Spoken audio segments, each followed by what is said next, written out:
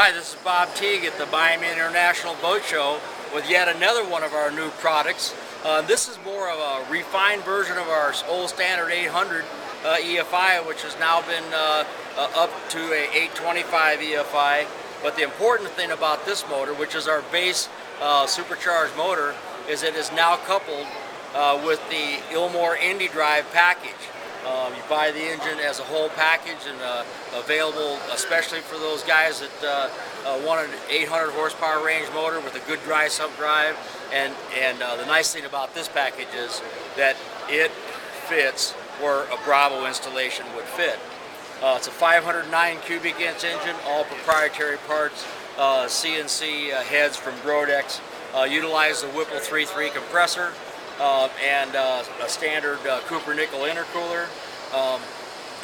Basically, this is the base bread and butter engine of the Teague Custom Marine line.